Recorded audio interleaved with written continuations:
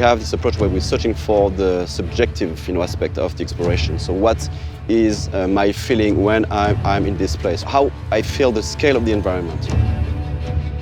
This is the first time I've been on an inspiration trip this far ahead of the actual production, that we get to go to a location and really like breathe in the air and get it into our bones before we actually start making the game. Because the game's just right here, right now. It was so impressive. I didn't expect it to be that big, and I felt like an ant in a world of giants. When we talk about scale, it's trying to put ourselves in the shoes of the people living in this time period. What did they feel when they discovered some place in the Lofoten Islands? It must be incredible.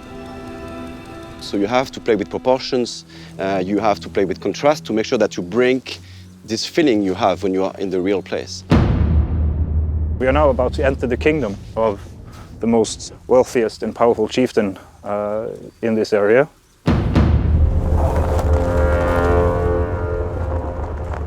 We are talking about one of the 10 to 15 mightiest and wealthiest and most powerful men in northern Norway.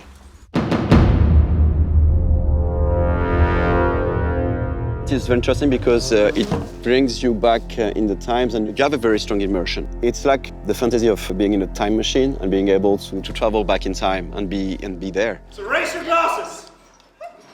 Skål! Skål! I think it's great for all the team, for people working on animation, working on sound design, working on environment design, working on clothing, on character design. All this stuff is there. It's also very moving to see all these traces of this culture, these people who were living in this very harsh environment, and they were still like very strong, and they developed all this very strong culture, belief, and they were extremely pragmatic to see how they worked, how they created all this very complex housing, how they created the ships, how they navigated. It's a beautiful package for inspiration.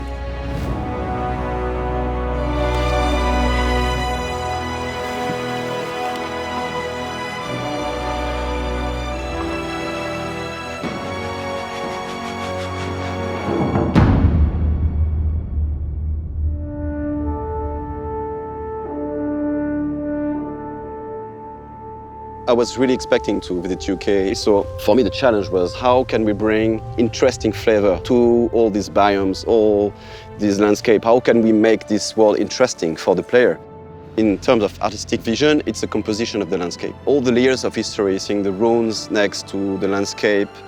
We've seen the rolling hills of Mercia, beautiful rolling hills. We'll use that as reference. I've never been here before, so this is my first experience. It's a dream I've had since I was a little boy, like 5, 6 years old, and this is a blast. Like just seeing, where Vikings would have trudged and gone through, and just getting into that spirit of it is really, really fun. I would like to, like on the quest side, like to try and pull that feeling off, like the first time you get, like what the perception of a Viking would be. So if we can get that, I'd be really, really happy.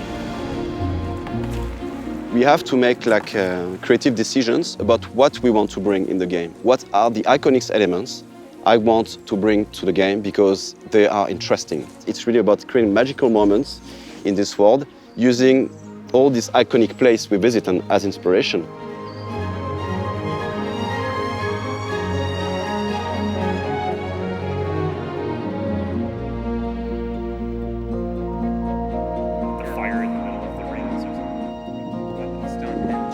Visiting a location early in conception and pre-production is interesting because you sort of arrive thinking you know what questions you're going to have answered, and then new questions and new answers just pop in that you didn't even realize you wanted answered, right?